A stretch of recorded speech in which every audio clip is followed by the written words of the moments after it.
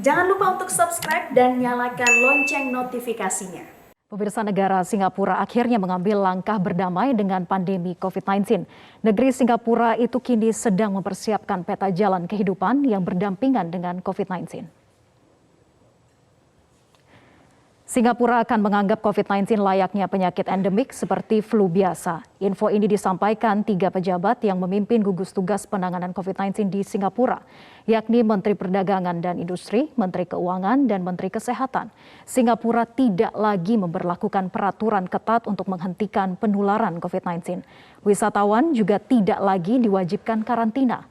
Selain itu, Singapura juga berencana menghentikan pengumuman kasus harian COVID-19.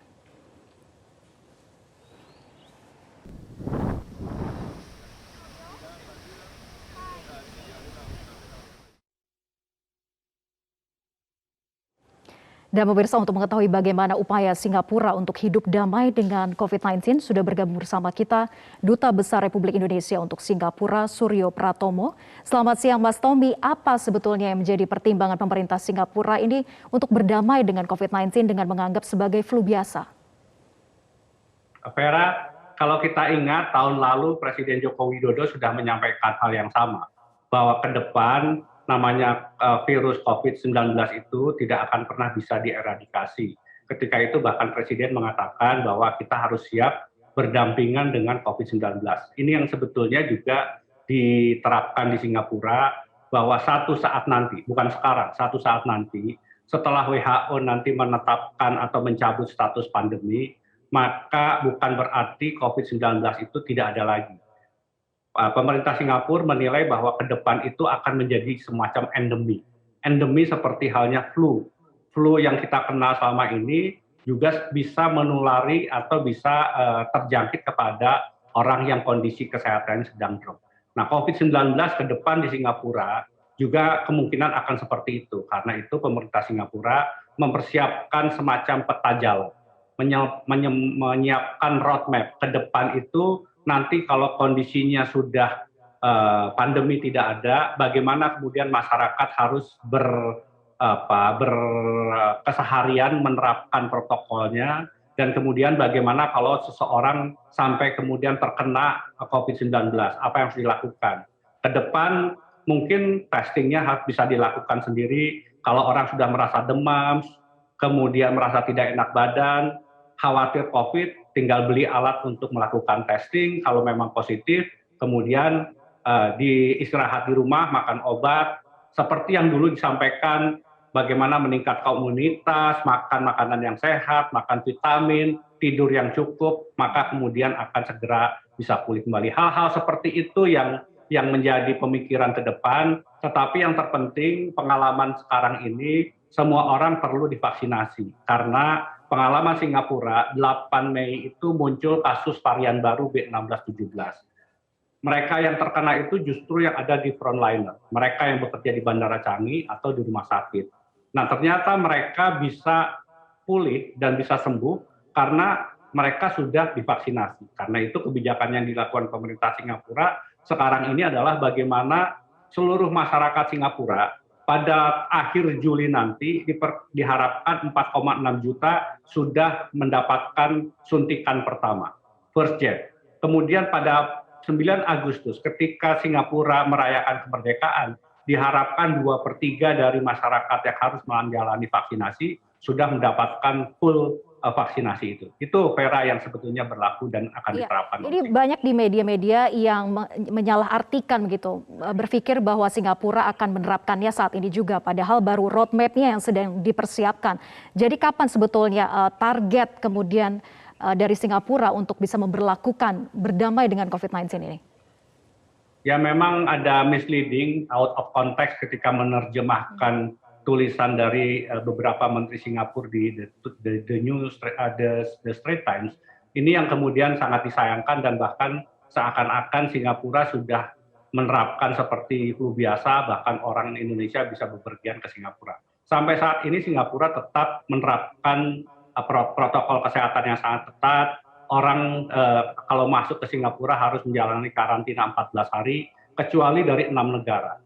6 negara itu adalah Australia, Brunei, China, kemudian Hong Kong, Selandia Baru, dan Taiwan. Hanya 6 negara itu yang sudah dinilai baik oleh Singapura, dan ke depan hanya negara-negara yang sudah menerapkan atau mengelola COVID-19 yang dengan baik yang kemudian diizin masuk. Kapan kemudian ditanyakan oleh Vera tadi akan diterapkan? Sekali lagi, kita harus menunggu keputusan dari WHO. Kapan kemudian pandemi ini, status pandemi akan dicabut oleh WHO. Kita belum tahu semua karena sekali lagi kasusnya masih meningkat, masih banyak. Di beberapa negara bahkan muncul kasus lagi. Kita tahu Israel misalnya sudah semua divaksinasi, kasus muncul lagi. Di Australia kadang-kadang ada kasus lagi. Jadi sekali lagi semua negara termasuk WHO masih memikirkan kapan status pandemi ini akan dicabut. Karena itu yang disampaikan oleh pemerintah Singapura kepada warganya adalah kita harus bersiap nanti. Jadi nanti itu kapan? Tidak ada pernah disebutkan batas waktunya.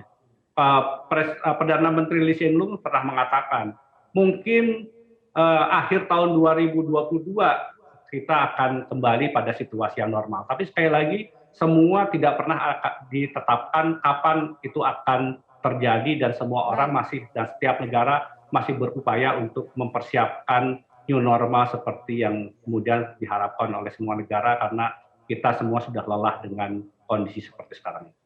Ya, Mas Tommy, banyak juga yang berpendapat bahwa salah satu pertimbangannya untuk mengutamakan pemulihan ekonomi sehingga menganggap COVID-19 ini adalah flu yang biasa dengan tidak akan ada lagi kebijakan lockdown maupun juga karantina, sehingga nantinya para pelaku bisnis ini tidak perlu lagi khawatir atas kebijakan yang tentunya akan mengganggu usaha mereka. Jadi roadmap ini memang disediakan agar memberikan kepastian terlebih dahulu kepada para pelaku bisnis bahwa suatu saat nanti memang akan diberlakukan tidak akan adanya lockdown maupun juga karantina. Betul, Vera. Singapura kuartal pertama tumbuh sangat luar biasa. Dari perkiraan akan kontraksi ekonomi mereka tumbuh 1,3%.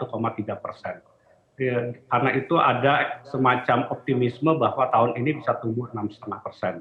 Dan setelah 10 bulan tidak ada kasus, sangat kecil sekali. Penularan di dalam Singapura itu tidak pernah terjadi lagi selama 10 bulan. Tiba-tiba tanggal 8 Mei ada varian B1617. Itu yang membuat 12 Mei, sehari sebelum Pak Idul Fitri, pemerintah Singapura menginjak rem. Jadi memang rem dan gas itu sesuatu yang harus dilakukan, suka tidak suka kita harus menerapkan hal seperti itu yang dilakukan oleh Singapura juga. Tentu sekali lagi masyarakat Singapura bertanya, kapan ini yang tadinya sudah 8 orang boleh pergi bersama-sama makan di luar, tiba-tiba 12 Mei tidak boleh makan di luar, tidak boleh fitness, tidak boleh nonton bioskop. Kemudian baru tanggal 14 Juni dinaikkan menjadi 5 orang boleh pergi keluar. Sekarang tanggal 21 Juni di Singapura boleh makan lagi di restoran, tapi hanya 2 orang. Ini kan tentu menjadi pertanyaan dari masyarakat Singapura. Sampai kapan kondisi ini akan dihadapi? Nah, itulah yang disampaikan oleh para menteri itu. Kita harus bersiap. Sekarang ini kita ayo terapkan protokol kesehatan dulu, disiplin untuk menggunakan masker, menjaga jarak, jangan kemudian pergi keluar kalau tidak penting. Nanti kalau kondisinya sudah baik, kita akan sama-sama menghadapi new normal, dan kita pasti akan bisa keluar dari kondisi yang berat ini kalau semua orang berdisiplin untuk menjaga keselamatan dan kesehatan dari bangsa dan negara ini. Tapi kalau melihat sejauh ini bagaimana tingkat kepatuhan dan kesadaran dari masyarakat ataupun juga warga di Singapura terkait dengan protokol kesehatan seperti memakai masker ataupun juga menjaga jarak, apakah kepatuhan ini memang betul-betul nyata di sana, dilakukan dengan baik dan benar? Ya, nomor satu memang aturannya jelas. Yang kedua ada pengawasan. Jadi di Singapura itu ada yang disebut dengan ambasador COVID-19. Orang masyarakat biasa, mereka bekerja untuk melakukan pengawasan, melihat orang itu menggunakan masker secara benar atau tidak. Mereka yang tidak benar diingatkan. Kalau 2 kali diingatkan itu tidak patuh, maka orang itu akan difoto, dikirim fotonya ke kantor polisi, maka kita akan didenda $300. Kalau kita melakukan kesalahan kedua, hukumannya naik 2 kali.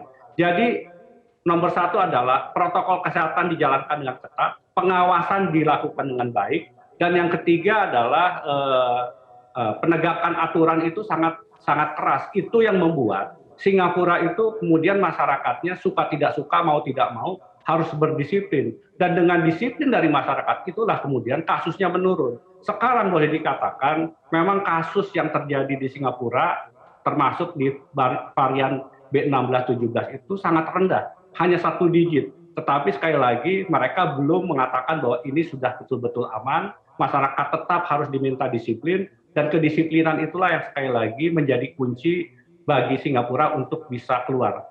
Intinya adalah secara tidak langsung pesannya disampaikan itu, mari kita berkorban 1 bulan untuk menyelamatkan 6 bulan sampai 2021. Kalau semua orang mau berdisiplin, maka kita akan bisa tumbuh ekonomi di tahun 2021 ini sebesar 6%. Ini yang sekali lagi di sisi lain karena memang semua menerapkan, bahkan para pejabat di Singapura itu sangat disiplin dalam menerapkan protokol kesehatan, ada confidence dan ada keyakinan tahun ini mereka akan bisa tumbuh 6%.